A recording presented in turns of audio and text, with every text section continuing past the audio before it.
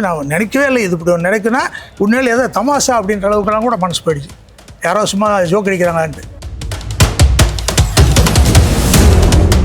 கூட சுற்றி நின்றுருக்கும் போது சாந்தனு, சரண்யா, அவங்க அம்மா எல்லாத்தையும் பார்க்கும்போதெல்லாம் ரொம்ப அப்படியே வேதனையாக தான் வந்தேன். என்னடா இப்படி ஒரு நிகழ்ச்சியை பார்க்குறமேட்டு. அவர் கேஷுவலாக யாராக இருந்தாலும் திடீர்னு போஸ்ட் மாஸ்டர் மூர்த்தி கூப்பிடு, பார்த்திபர் மூர்த்தி கூப்பிடு அப்படி போட்டு வந்துரு.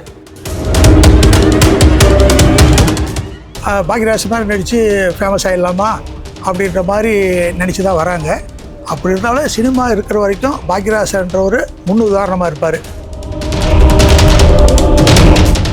அவர் பாக்யராஜ் சார் இறந்து போயிட்டார்னு கேள்விப்பட்டது மனசு ரொம்ப வேதனையாக இருந்தது. இருந்தாலும் அவருடைய ஆன்மா எப்படியும் எங்களை விட்டு எங்கேயும் போகாது.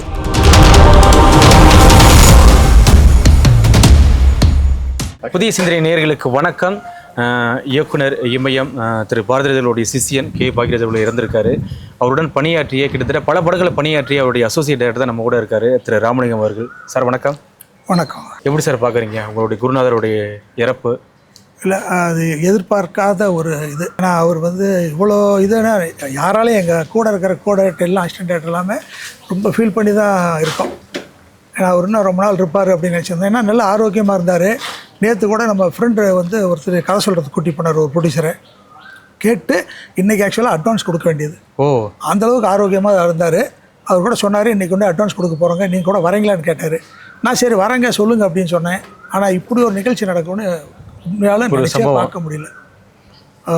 ரொம்ப அதாவது நான் எப்படி சொல்கிறதுன்னு தெரியல. எங்கள் அப்பா இறந்தார் 2004. அப்போலாம் கூட நான் இங்கேருந்து ஊருக்கு போனேன், எனக்கு அந்த ஃபீலே இல்லை. சரி எப்படியும் அப்பா வயசாகிடுச்சு இறந்துருவார் அது இல்லை. ஏன்னா இவரெலாம் நான் எதிர்பார்க்கவே இல்லை. உண்மையாக கேள்வியே அதாவது கேட்டதுமே மனசு ரொம்ப நமக்கு ஹார்ட் அட்டாக் வர அளவுக்கு தான் இருந்தது. காலையில் வாக்கிங் நல்லா போயிருக்காரு, போயிட்டு வந்தவர் அப்படியே உக்காந்தாராம் இதாகிடுச்சு அப்படின்னா கேள்வி கேட்கவே முடியும். ரொம்ப கஷ்டமாக இருக்குது. எத்தனை படம் சார் அவரோட பயணம் பண்ணீங்க?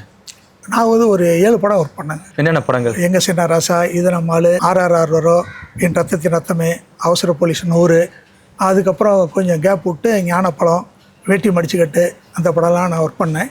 அது அவசர போலீஸ் 100ன்னு ஒரு படம் பண்ணும்போது நான் அவர் 2 டூயல் ரோல் பாக்யராஜ் சார். அதனால் அவருக்கு நான் டூப் போட்டு பண்ணுற அளவுக்குலாம். நீங்கள் தான் டூப் போட்டீங்க? அவருக்கு நான் தான் டூப், வேறு எந்த ஆர்டிஸ்டும் இல்லை. ஏன்னா நான் அவர் கூட ஆரம்பத்துலேருந்து ஒர்க் பண்ணுறதுக்கு முன்னாடியே நான் ஒரு 4 படம் வேலை பார்த்துட்டு போனேன் வெளியில். அதனால் சினிமானா என்னென்னு தெரியும். அதனால் அவருக்கும் எனக்கு தெரியும். அதனால் ஏதாவது ஒரு ஷார்ட்னாலும் என்னை பொசிஷன் நிற்க சொல்லி அவர் நடிச்சு காட்ட சொல்லுவார். அவர் கேமரா பார்ப்பார். அதில் அவர் எப்படி பண்ணுறாரு துல்லியமாக மேக்ஸிமம் அதே லெவலில் பண்ணுவேன். அதனாலேயே ராமலிங்கம் நெல் என் கண்ணாடி போட்டுக்க அப்படின்னுவார். அப்போலாம் அவர்கிட்ட அசிஸ்டண்டாக இருக்கும் போது கண்ணாடி இல்லை. அவருடைய கண்ணாடி போட்டு ஃப்ரேம் பார்ப்போம், லைட்டிங்லாம் பண்ணுவாங்க, அதில் வந்துடக்கூடாதுன்ட்டு. அந்தளவுக்கு நான் பண்ணியிருக்கேன். இது நம்ம படத்தில் கூட ஸ்டேஜில் உட்காந்து ஒரு சாங் ஒன்று இருக்குது, சங்கீதம் பாட ஞானம் உள்ளவர்கள் வேண்டும் அப்படின்னு. அந்த சாங்கில் கூட உட்காந்து மேடையில் உட்காந்து பாடும்போது கண்ணாடி போட்டு இது பண்ணியிருக்கேன். அதில் கூட கேமரா அசிஸ்டண்ட்டாக இருக்கவங்கள அந்த கேமரா கிளிக் பண்ணி ஆஃப் பண்ண சொல்லிட்டு அந்த ஃப்ரேம் எடுத்து நான் பிரிண்ட் போட்டு வச்சுருக்கேன். அந்தளவுக்கு நான் அங்கங்கே இது பண்ணி என்னை ரொம்ப இதாக வச்சுருந்தார். நானும் அதுக்கு தகுந்த மாதிரி கரெக்டாக இருப்பேன். ஏன்னா அவருடைய ஹைட்டு கரெக்டாக இருப்பேன்றனால என்னைய இது பண்ணுவார். ஏன்னா மேக்ஸிமம் எல்லாம் கூட இருந்தவங்களாம் புதுசாலாம் இருப்பாங்க. நான் கொஞ்சம் 4-5 படம் வேலை பார்த்ததுனால என்னையை அவர் பண்ண சொல்லுவார். நான் கரெக்டாக பண்ணுவேன். அந்தளவுக்கு அவர்கிட்ட நல்ல பேர் வாங்கி இருந்தேன்.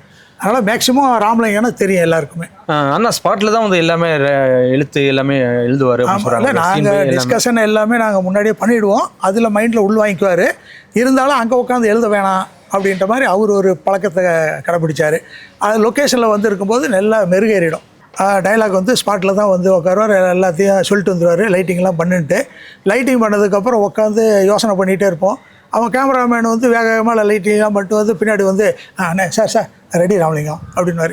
இரு என்ன டைலாக்கே ரெடி ஆகல வரோம் அப்படின்னு சொல்லி அப்போ தான் அவருக்கு டைலாக் யோசனை பண்ணிட்டு இருப்பார்.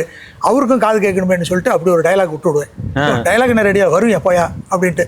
அதுக்கப்புறமேல்ட்டு உடனே அப்புறம் ரெடி பண்ணுவோம். ஷார்ட்டு அழகாக இருக்கும். இந்த சுட சுட தோசைனா எப்படி இருக்கும், டேஸ்ட்டாக இருக்கும்ல, அதே மாதிரி டைலாக் அருமையாக இருக்கும். எந்த படத்துலையும் டைலாக் சோட போனதில்லை. அது அவருக்கு அது ஒரு ப்ளஸ் பாயிண்ட். அது வேறு யாராலையும் அது பண்ண முடியாது. இல்லை, ஒர்க் பண்ணும்போது ஏதாவது கோவப்படுவார் அப்படி சார்? இல்லை, மேக்ஸிமம் ரொம்ப கோவப்படாமல் தான் இருப்பார். ஏன்னா கோவப்பட்டு திட்டாக்கா ஆர்டிஸ்டுடைய மூடு மாறி போயிடும். அதனால் அவர் வந்து மேக்சிமம் வந்து கோவப்படவே மாட்டார். டெக்னீஷியன் யாரையா ஒன்று இது பண்ணுறதுனாக்கா எனக்கு ரைட்ஸ் உண்டு, நான் திட்டிடுவேன். உங்களுக்கு மட்டும் ஏன்னா இப்போ ஒரு 10 பேர் ஜூனியர் ஆர்டிஸ்ட் போதுன்னு சொல்கிறாங்கன்னு வச்சுக்கோங்க ஒரு இடத்துக்கு, நான் வந்து சார் இன்னும் ஒரு 2 பேர் சேர்த்திருக்கலாம் சார், ஒரு போலீஸ் ஸ்டேஷனை ஒரு 15 பேர் லாக்கப்பில் கைது அப்படிலாம் கூட இருக்கட்டும் சார் அப்படின்னு சொன்னால் சரி கரெக்டு தான் அப்படின்னு சொல்லி விடுறாரு.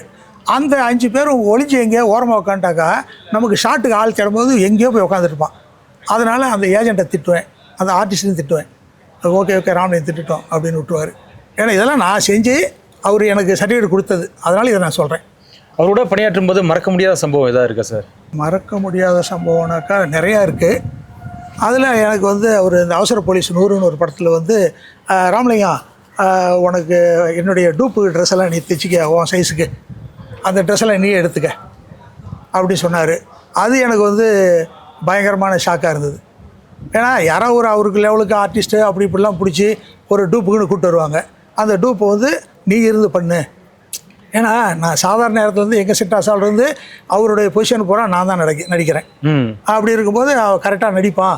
ஏன்னா டூப்பாக இருந்தால் கூட இங்கே உட்காந்தாலும் கேமரா பின்னாடி இருந்தால் அவருக்கு ரியாக்ஷனை நான் பேசி ஆகணும்.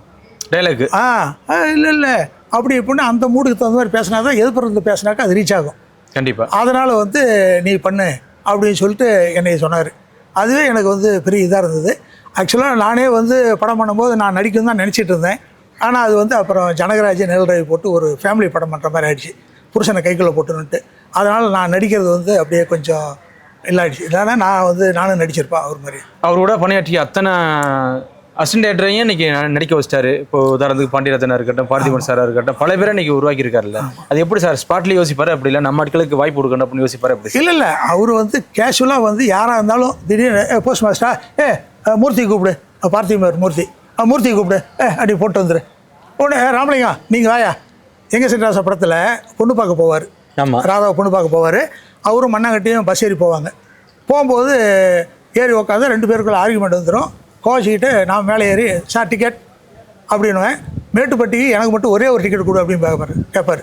உடனே ஐயோ அப்போ எனக்கு அப்படின்னாரு. இவன் யாருன்னு எனக்கு தெரியாது அப்படின்னாடி.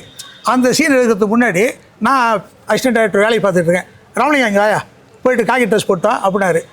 நான் எதாச்சும் எனக்கு அது ஏதோ பெரிய வேஷமாட்டுக்கு நினச்சி சார் சேவ் பண்ணிட்டு வந்துட்டுமா அப்படின்னு கேட்டேன். அதுக்கு ஒன்று ஒரே சட்டை போட்டாயா அப்படின்னாரு. சட்டை போடுறது ஒரே ஒரு டைலாக் தான், ஒரே சிங்கிள் ஷாட்டு டிக்கெட் அப்படி அவ்வளோ தான். சார் டிக்கெட் எனக்கு மட்டும் மேட்டுப்பட்டிக்கு ஒரே ஒரு டிக்கெட் கொடு. ஐயோ எனக்கு இவர் யாருன்னு எனக்கு தெரியாது அப்படிம்பார். இந்த டைலாக் தான் கண்டிப்பாக. அதுக்காக வேண்டி உடனே சரி ராமலிங்கம் நடிக்கிட்டோம். இதுக்காக வேண்டி ஒரு ஆர்டிஸ்ட் கூடவே இருக்கார், டக்குன்னு எடுத்துக்கலாம். ஏன்னா அசிஸ்டன்ட் டைரக்டர் நடிக்க வைக்கிறது காரணமே திடீர்னு ஏதாவது யோசனை வரும், அந்த சீன் எடுத்துலான்னு நினைக்கும் போது அவரை கூப்பிடு அப்படின்றதுல உற்பத்தி ஆகிடுறாங்க. வேறு ஒன்றும் இல்லை. விதை வந்து காக்கா தின்னு எச்ச போட்டாலும் அதில் விதை இருக்குல்ல, அந்த மாதிரி உற்பத்தி ஆகிற மாதிரி எல்லாம் அங்கே வந்துட்டாங்க. ஆரோக்கியமாக இருக்கார், நல்லா இருக்கார். அப்போ வந்து ஒரு இவர் நம்ம பாரதிராஜ் சார் இறந்துருக்கும் போது கூட தேனி வரைக்கும் போயிட்டு வர்றாரு இல்லைங்களா. அப்படி இருக்கும்போது நம்ம வந்து நான் நினைக்கவே இல்லை இது இப்படி ஒன்று நினைக்குன்னா உண்மையிலே ஏதோ தமாஷா அப்படின்ற அளவுக்குலாம் கூட மனசு போயிடுச்சு. யாரோ சும்மா ஜோக் அடிக்கிறாங்களான்ட்டு. உண்மையாலுமே மனசு வந்து ரொம்ப கஷ்டமாக இருந்தது. அங்கேருந்து வெளியில் வந்துட்டேன். நான் இங்கே வந்ததுனால கொஞ்சம் ஃப்ரீயாக இருக்குது. அங்கே பார்க்கும்போது பார்த்தா கூட்டம், பெரும் கூட்டம். அவங்கள அதுவும் அந்த கூட சுற்றி நின்றுருக்கும் போது சாந்தனு, சரண்யா, அவங்க அம்மா எல்லாத்தையும் பார்க்கும்போதெல்லாம் ரொம்ப அப்படியே வேதனையாக தான் வந்தேன். என்னடா இப்படி ஒரு நிகழ்ச்சியை பார்க்குறமேட்டு. அதாவது இன்றைக்கி வர்ற ஹீரோக்கள் இல்லை டைரக்டர் ஆகட்டும், நாமளே நடிக்கலாம் அப்படின்னு நினச்சா கூட பாக்யராஜ் மாதிரி நடித்து ஃபேமஸ் ஆகிடலாமா அப்படின்ற மாதிரி நினச்சி தான் வராங்க. அப்படி இருந்தாலும் சினிமா இருக்கிற வரைக்கும் பாக்யராஜன்ற ஒரு முன் உதாரணமாக இருப்பார். ஏன்னா இப்போ ரைட்டர்ஸ் யூனியனே இருந்தது, அதில் இவர் வந்தார். அது பெரிய கம்பெனியாக இருந்தாலும் பரவாயில்ல, சின்ன கம்பெனியாக இருந்தாலும் பரவாயில்ல, யாராக இருந்தாலும் தப்பு தான், நெற்றிக்கன் திறப்பினும் குற்றம் குற்றமேன்ற மாதிரி பணம் வாங்கி கொடுத்தாரு. நான் யார் என்னன்னு சொல்லலை, இது எல்லாத்துக்கும் தெரியும். அதனால் வந்து இப்போ கூட அந்த எலெக்ஷன் அடுத்தது வரப்போகுது ரைட்டர்ஸ் யூனியனில், அது கூட பேசிக்கிட்டு இருந்தாங்கன்னு கேள்விப்பட்டேன். இப்படி நடந்ததும் மிகப்பெரிய ஷாக் ஆச்சு இன்றைக்கி. அதனால் வந்து வர்றவங்க யாராக இருந்தாலும் அவங்க பாக்யராஜ் சாரை ஃபாலோ பண்ணி தான் ஆகணும். ஏன்னா பாரதிராஜ் சார் எப்படி வில்லேஜில் போய் படம் எடுத்தார், ஸ்டுடியோவெலாம் இது பண்ணாங்கன்னு அவருக்கு ஒரு பேர் இருக்கோ, அதே மாதிரி பாக்யராஜ் சாருக்கிட்ட ஒரு இது இருக்குது. அவர் பாக்யராஜ் சார் வந்து இறந்து போயிட்டார்னு கேள்விப்பட்டது மனசு ரொம்ப வேதனையாக இருந்தது. இருந்தாலும் அவருடைய ஆன்மா வந்து எப்படியும் எங்களை விட்டு எங்கேயும் போகாது. ஏன்னா நாங்கள் அசிஸ்டன்ட் டைரக்டர்லாம் இருக்கோம், அவர் கூடவே இருந்தோம். நாங்கள் எங்கெல்லாம் இருக்கிறோமோ அங்கே இருக்கோம், அது இல்லாமல் எங்கெங்கெல்லாம் சினிமா இருக்கோ அங்கெல்லாம் சுற்றிக்கிட்டே இருக்கும். இப்போ கூட நான் இப்போ ஏஎம்ல பேசிக்கிட்டு இருக்கேன். ஒரு கதை டிஸ்கஷன் போயிட்டுருக்கு. அதுக்காக வேண்டி என்னென்னு பார்த்துட்டு போகலான்னு தான் வந்தேன். காலையில் அங்கே போயிட்டு வந்துட்டேன். நான் போயிட்டு போகும்போது அங்கே இருக்கும்போது தான் சூப்பர் ஸ்டார் அவர்களும் வந்தாங்க. வந்துட்டு போய் கொஞ்ச நேரத்துலேயே அவர் சிஎம் விஜய் அவர்களும் வந்தார். வந்துட்டு பார்த்துட்டு போனாங்க. அதனால் சினிமா உள்ள வரைக்கும் இவங்களுடைய ஆன்மா நம்மளையே தான் சுற்றி சுற்றி வரும். நல்ல படங்கள் எடுக்கிறதுக்கு நமக்கு கைட் பண்ணிட்டே இருக்கும். நன்றி.